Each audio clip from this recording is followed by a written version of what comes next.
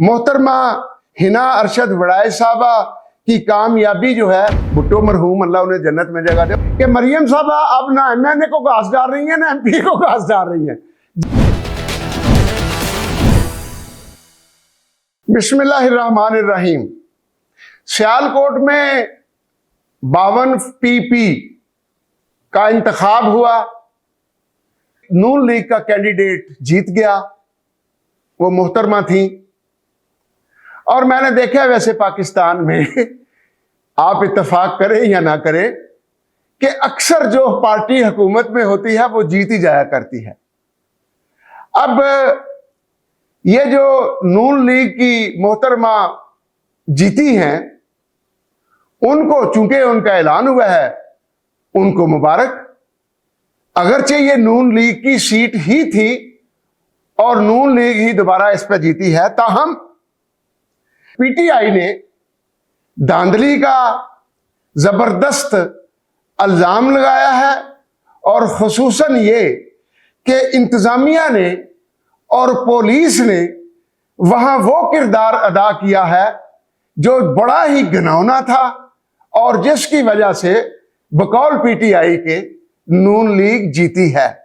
गोया उन्होंने, पीटीआई वालों ने नून लीग की फतह को और अपनी शिकस्त को तस्लीम नहीं किया, उनका हक है। पीपल्स पार्टी ने भी, वो भी मुकाबले में थे, उन्होंने भी ये इल्जाम लगाया है कि जी धांधली हुई है, हम इलेक्शन कमीशन के पास इस सिलसिले में जा रहे हैं।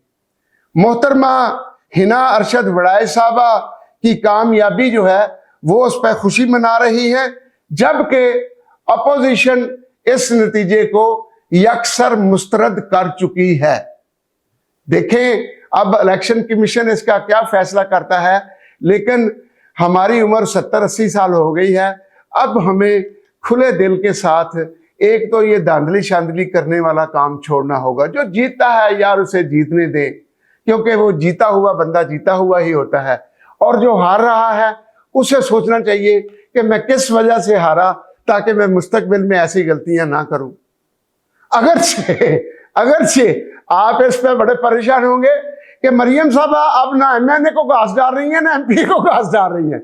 जीतने के बाद भी हमारी बेटी हिना अरशद वड़ाई साहबा, चलो आप असेंबली में तो आ जाएंगी, ठंडी जगह बैठ जाएंगी या कुछ चाय का कप पी लेंगी, लेकिन अगर आप चाहें कि कोई अपने इलाके का काम करवा लेंगी, तो सियालकोट का अपनी PP 52 का, तो फिर आपको किसी तहसीलदार की सिफारिश चाहिए होगी, किसी असिस्टेंट कमिश्नर की सिफारिश चाहिए होगी, या किसी डिप्टी कमिश्नर की सिफारिश चाहिए होगी।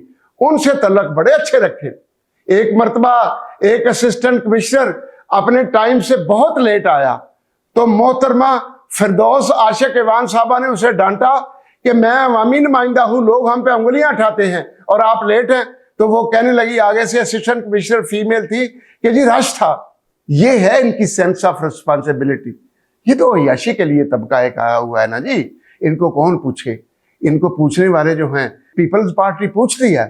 भुट्टो मरहूम अल्लाह उन्हें जन्नत में जगह दे, उन्होंने कहा था कि हर डिप्टी कमिश्नर 1 घंटे के लिए अपने दफ्तर के बाहर बैठा करे, धूप हो या सर्दी हो, और गरीब और मोहताज और जो लोग मुतासर हो रहे हैं जुल्म से, उनकी शिकायत सुने, वहीं ऑर्डर करें। लेकिन नून वालों ने क्या कह दिया कि आप अपना कमरा नहीं, रिटायरिंग रूम तक चले जाए, पीछे हट जाए, किसी की बात सुनने की जरूरत कोई नहीं।